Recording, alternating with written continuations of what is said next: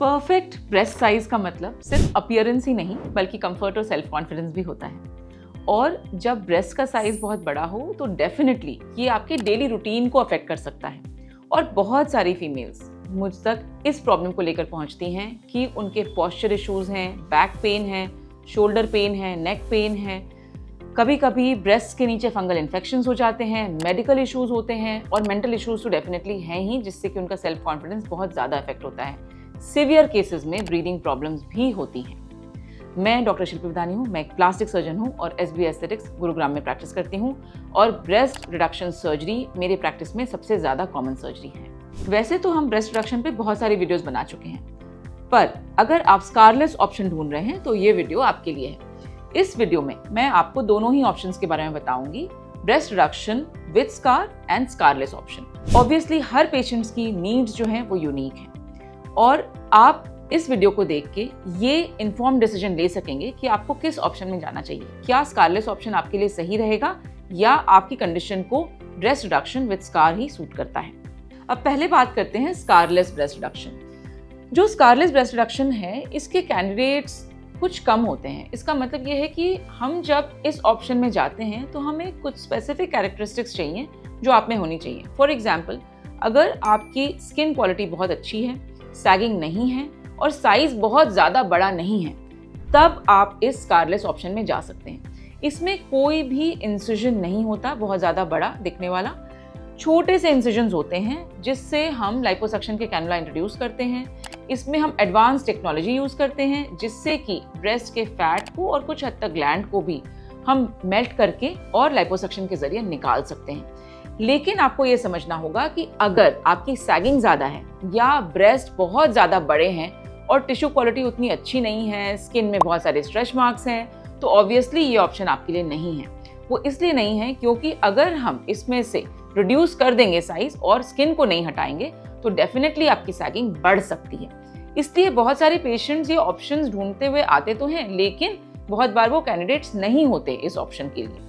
अगर आपका breast size recently बढ़ा है और आपको लगता है कि ये हार्मोनल इफेक्ट से बहुत ज़्यादा बढ़ गया है या कुछ ऐसा हार्मोनल चेंज आया आपकी लाइफ में, तो डेफिनेटली अभी ये टाइम है कि आप इस ऑप्शन में जा सकते हैं, क्योंकि skin elasticity usually initial phases में ठीक होती है, पर बहुत ज़्यादा जब रिपीट साइकिल हो जाता है गेन और लॉस का, तो उसमें स्किन इलास्टिसिटी खराब हो जाती है और फिर हम इस ऑप्शन में नहीं जा सकते।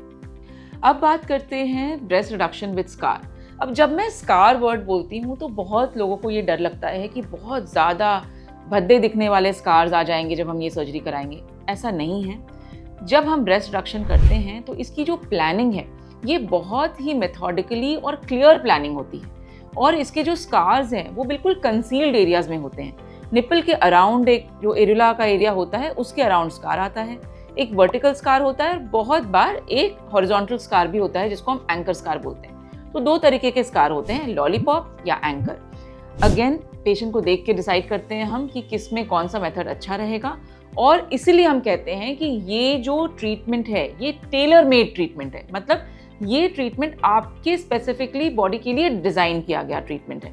तो अलग अलग पेशेंट्स की अलग अलग नीड्स होती हैं और हम उनके अकॉर्डिंगली ये ट्रीटमेंट डिज़ाइन करते हैं। अब एक और बात आपको समझनी होगी कि जब हम बात करते हैं स्कार वाले ब्रेस्ट रिडक्शन की, तो इसके जो स्कार्स हैं वो विद टाइम बहुत हद तक फेड कर जाते हैं। इसमें जो रिजल्ट है वो बहुत ही एस्थेटिकली प्लीजिंग रिजल्ट होता है।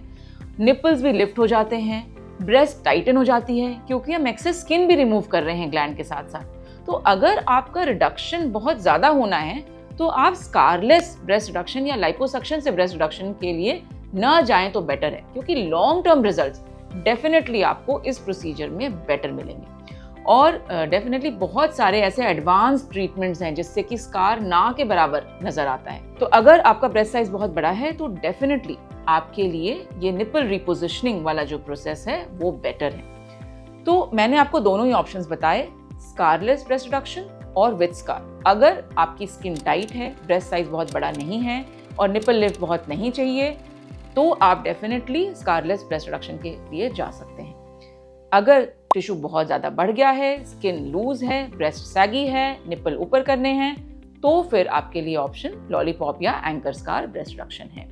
तो अगर आप भी अपने ब्रेस्ट साइज को लेके कंसर्न हैं तो आप SB एस्थेटिक्स आके अपने ऑप्शन समझ सकते हैं। हम आपको प्रोवाइड कराते हैं expert guidance with compassionate care, ताकि आप अपनी ट्रांसफॉर्मेटिव जर्नी कॉन्फिडेंटली शुरू कर सकें।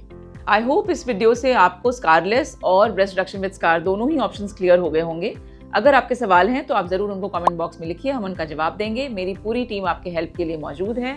आप हमें अपने प्रॉब्लम्स, कंसर्न्स लिख सकते हैं, फोटोज़ भेज सकते हैं, and we will try to help you as much as possible.